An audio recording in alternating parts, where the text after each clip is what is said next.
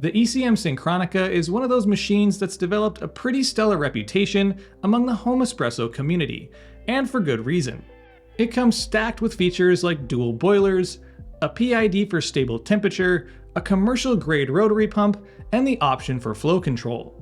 This places a Synchronika at the upper echelon of home espresso machines.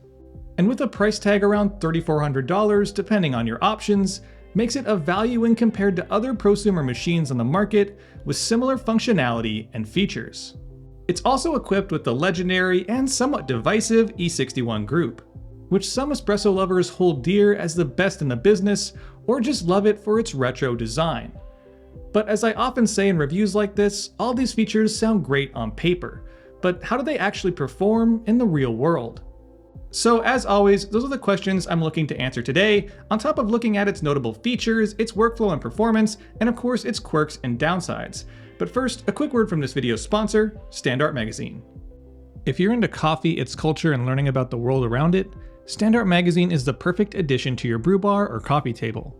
With quarterly releases, they shed light on issues both inside and outside of the cafe, highlighting people who elevate the industry, and deep dives into new ideas around all things coffee. To sweeten the deal, each new issue also comes with a sample of coffee from some of the world's best roasters, to give you the full sensory experience. You can't really beat the combination of fresh coffee and fresh print. Head over to standartmag.com/Sprometheus or hit the Standard link in the description to snag your own year subscription shipped direct to your door nearly anywhere in the world.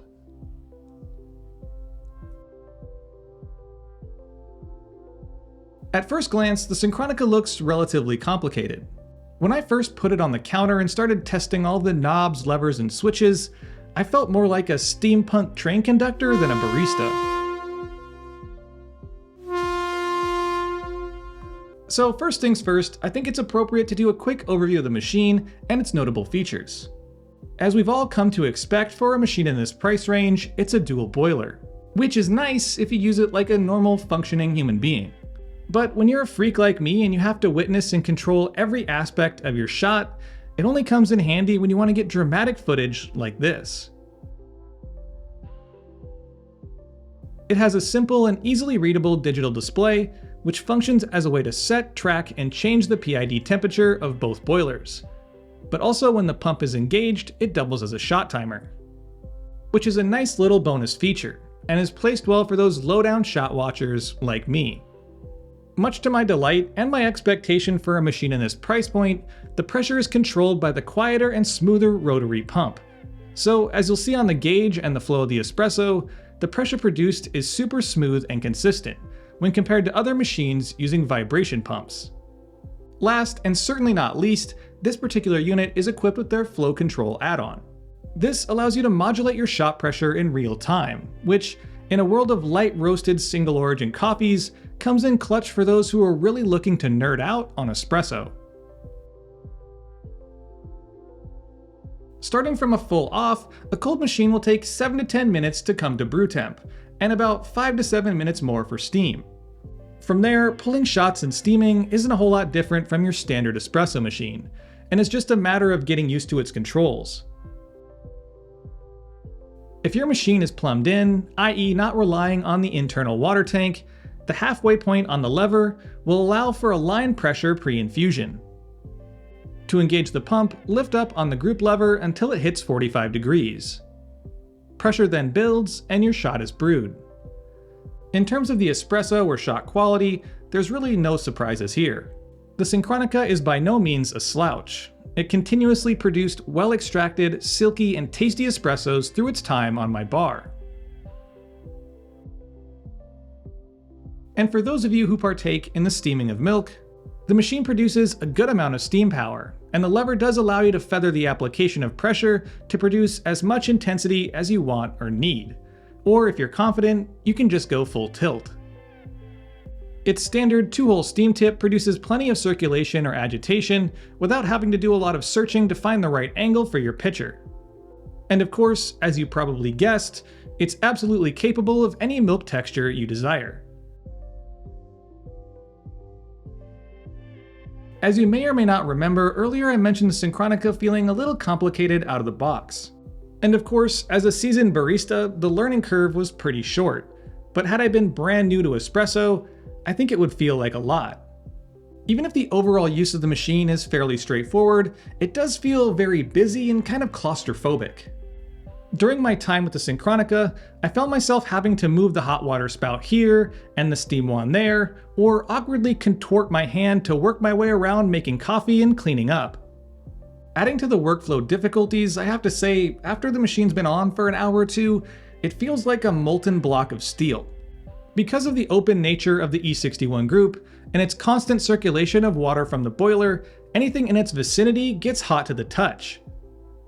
The heat even finds its way to the metal end of the portafilter, and even the flow control knob that's on top of the unit.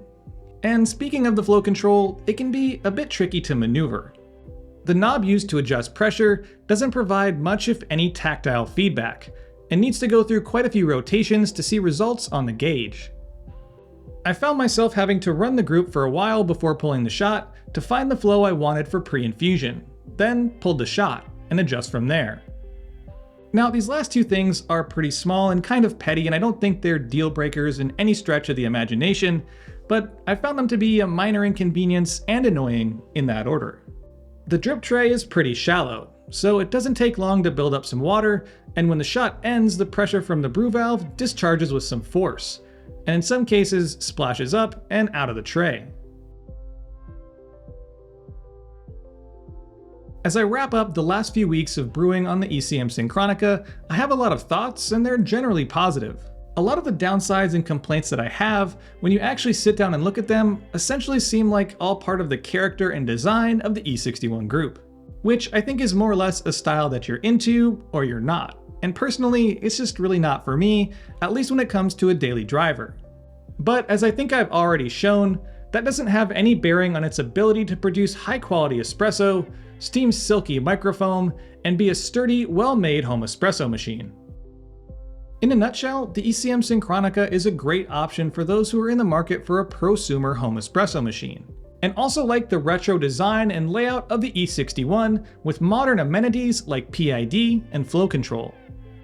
As I wrap all this up, I want to say a big thank you to ECM and the whole Latte Love team for facilitating getting me this machine for review, and of course for agreeing to my review terms to maintain non-bias. As always, this is not a paid advertisement, and the only benefit I got from this is having a machine sent to me for a short-term loaner to review and then return. And with all that said, I think it's time I wrap this one up and pass the conversation on to you. So if you're an ECM Synchronika or other model owner, I'd love to hear your thoughts, and especially on long-term reliability, because that's not something I can really test with a short-term loaner. Also, for those who have used an E61 group and another style, like maybe a saturated group, what are your thoughts on its overall functionality and layout? I'm curious to hear your thoughts on that as well. Drop your answers to those questions and any others you may have in the comment section down below, and as always, I'll see y'all next week. A big thank you to this month's Patreons: Stephen, Claire, Sam, Bound Coffee, Spookus, Noel, Cheryl, Tom, Sean, Horrison, Rose, Squeegee, Ads, Josh, Corey, Tim, Tony, Matt, Jason, Cameron, Robert Underdunk, Jeffrey R, Jeff Roth, Mike, Byron, Tyler, Jose, BJK Cafe, JRC Absolute, Steven, Home Barista Coach, Keefe, John K, Gumby, Alexis, Barista Michael, Arthur L, TechCom Advisors, Ed T, Happy Camper, Keith, Gary, Devo, Ben, Monster04, Bruce P, Lilac Y, Brooks, Henry, Samo, and Kang PY, and of course a big thank you to the Barista and Barback tiers. If you want any information on my Patreon, there's a link in the description and in the upper right hand corner right now. And of course, thank you for watching. Don't forget to like, share, and subscribe. Hit that little bell button for notifications of new videos posted every Friday. Check out my Instagram at Sprometheus for content throughout the week, my blog at Sprometheus.com, my coffee at littlegiant.coffee, and as always, stay caffeinated. Pony Boy.